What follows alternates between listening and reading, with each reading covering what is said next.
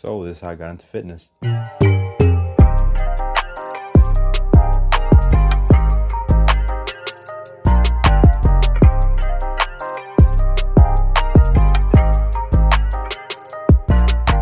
this channel, we go over everything fitness. So if you like that type of stuff, consider subscribing. So if we take a journey back in time, way back, years back, when I was younger, when I was a little boy, it will explain why I got into fitness. Some of you might not know this, but I am 20 years old. Damn, we're getting old. We're getting wrinkles. Fuck. And let's just say when I was a little boy, I was not making the healthiest of food options. You know, as every little boy does, you don't give a fuck about what you eat, and that's fine, you know, you can live life. But, you know, as time went on, I started learning a few things, but the main thing that made me want to better myself, even at a young age, was the fact that I got to the point where I was eating so much and I was not exercising that I had to visit the doctor one day, and the doctor told me, sat me down, said, "Hey buddy, you're pre-diabetic.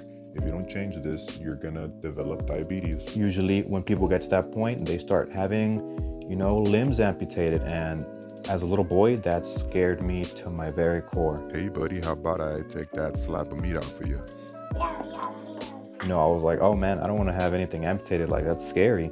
And even now, like, I hate surgery. I hate going to the doctor. I hate needles. And so thinking of that, it's just so like, I don't want any of that. And so what would I eat when I was little? All right, I'll give you an example of what breakfast looked like for me.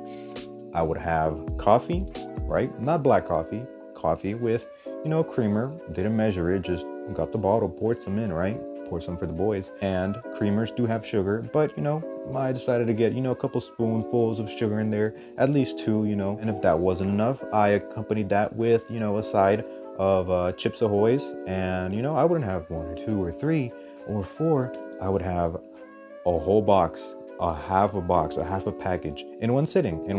Now, I don't know what the calories are in that, and I don't know what the sugar content is in that, but I can bet it's a lot.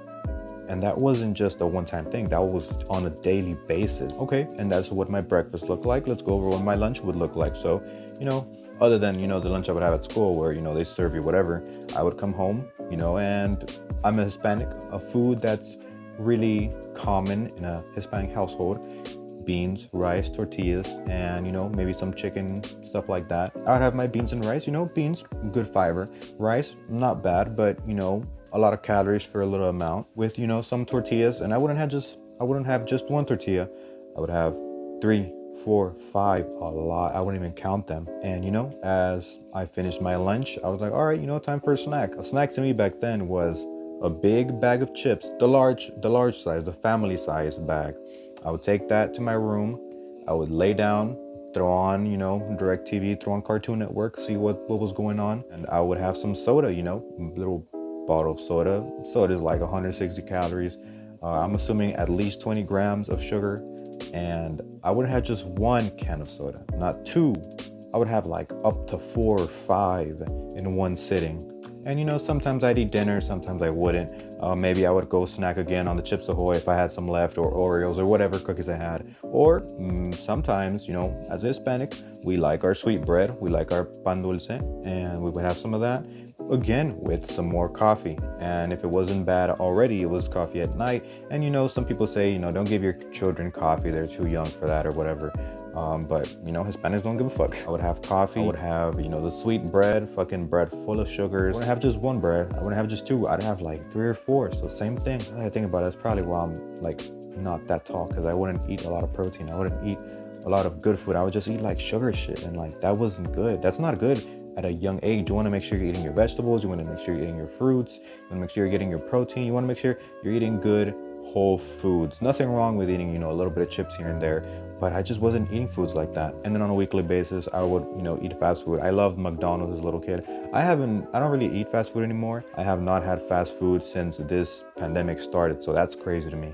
But yeah, little old Oscar, visit that doctor. They instilled that fear into me. Thank you, doctor, wherever he is. I hope you're doing okay. If you see this video, thank you. You changed my life. Fast forward a couple years, I went to intermediate school. If you don't know what that is, basically here in Texas, it's grade 5 through 6. I think they might have gotten rid of it. I'm not too sure. But in grade 5 through 6, that's when I started doing a little bit of sports. I started being a little bit more active. But still, by then, I didn't know anything about nutrition. I hadn't gotten into weights just yet. So fasting forward again, into middle school, 7th and 8th grade. 7th and 8th grade, I want to say, is where everything kind of really started for me in terms of fitness, in terms of weightlifting. Nutrition never really dialed in until later on in middle school. Just to keep things short, I did track 7th grade and I did football 8th grade. So football is what got me into weightlifting. That's when I was introduced to weightlifting. So, our coaches one day took us from the football field into the weight room, and the weight room belonged to the high school that was near us. So, I had a couple friends who had already played football the year before me, so they already knew how to work out and stuff. So they taught me how to bench press, they taught me how to squat.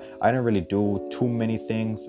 The main things I did just start off with was bench pressing, squatting, and then a couple machines that, it's pretty straightforward on how to use them. 8th grade to 9th grade, and every single summer after that, up until my graduation, I used to go to summer camps where we would work out for the whole summer. It lasted around maybe a month and a half, because I was in band. So I had to do marching band in the summer, so I wouldn't be there the whole time, but I tried to do my best.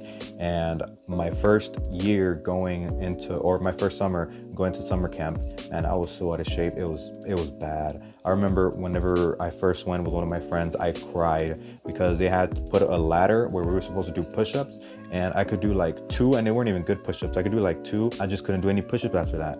And so one of the guys that was there, the biggest dude, the most swole dude that I look up to, he grabbed me by my waist and he was helping me do the push-ups. And even then I still couldn't do it. And I was like, man, that was pathetic. And I went to the corner. I was like 12. And I went to the corner and I started like, not bawling out, but I was like, fuck. And tears started coming out of my eyes. I was so disappointed. I was so humiliated. And I was like, this needs to change. So I was never really consistent throughout high school. Like I said, I was in band, so that took up a lot of my time. And I also was in a couple AP classes, a couple advanced classes, and then dual credit classes and all that stuff. Band was the biggest thing that held me back. Do I regret being in band? No, not really. I made a lot of good friends, a lot of good experiences, but that is the main thing that kept me from exercise. I would say the beginning of 9th grade, I started doing stuff at home, like right here next to my bed, and I just would do push-ups and sit-ups, and that's all I would do. So, chest got developed and everything else just ignored. But if I ever did touch weights, I would only work out for like a month, and then I wouldn't be able to work out again because they would close down the gym, they would close down the weight room. They would say, only football players can use this stuff. You can't use it, you're not a football player, or you're not playing in any sports. So I was like, damn, that sucks. So yeah, pretty much all my high school, I was like that. I would just work out, maybe a month or two if I was lucky. And I just never made progress because I was never consistent. That was the major thing. So yeah, once I got to like junior year, senior year, that's when I started doing more home workouts. By then I would have watched a lot of videos from a lot of different YouTubers that I still watch nowadays. People like Jeff Nippard, Jeremy Ethier, Athlete and Next. And I just watched enough to where I got a good understanding of the stuff I needed to do. And, down the line, whenever I was, I think 18, 19, when I took my personal trainer certification, all that knowledge was so helpful. My professor's like, Oscar, you're so smart. How do you know all this stuff? I was like, I just watch YouTube videos, and now I would also read articles. So yeah, I was really invested. I really wanted to learn all this stuff because there was just something of it that I was always pulled towards. So let me tell you. Let me tell you. After I graduated, that's when I really started getting into it. So I graduated 2018. I graduated at 17. That same summer, I turned 18. I got my driver's license. I got a job, so I was able to pay for a gym membership. And I was 18, so I could go do it all on my own. I did not need a parent's approval anymore. I was an adult, right? Still don't feel like it, but got my gym membership at Gold's Gym, and I was going there every single day, would not miss a day. There would be times where I would go at 5 a.m. There'd be times where I would go at midnight because I was so dedicated. And I love that I started off like that, because now I don't hesitate to go at those hours. I can go at 5 a.m. if I want to. I can go at midnight if I want to. Do I do it now? No, not anymore, because I don't need to. Back then I had a different job, so they would give me my hours and everything, so I would just try to work out according to my schedule. And by the time I graduated, I felt pretty smart. I felt like I knew a good amount. I knew a good amount of lifting, and my nutrition information was okay. It wasn't the best, but I do remember whenever I was going into college, my first semester, I had downloaded this app that helped me track all my foods and all my calories and everything, and that really did help me a lot. So I did make a good amount of progress. My biggest mistake from the point when I graduated till now was that I bulked, and it wasn't like a lean bulk. It wasn't a dirty bulk either, but it was just a gradual bulk where I was just trying to push how much I could weigh. You know, when I first started, after I graduated, I still have pictures of myself taking, you know, my weight. I weighed 167. I weigh less now, and it's been 2 years, almost 3 years, and I'm like way better formed. I have way better shape.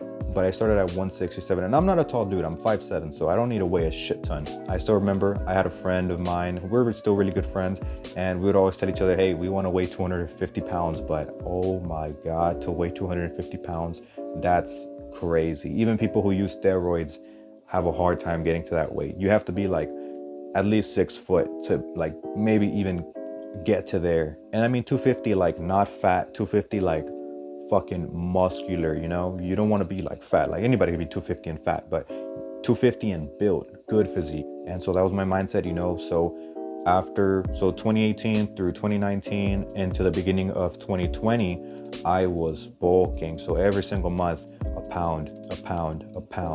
So I got to the point where I weighed 190. And so that was the beginning of this year.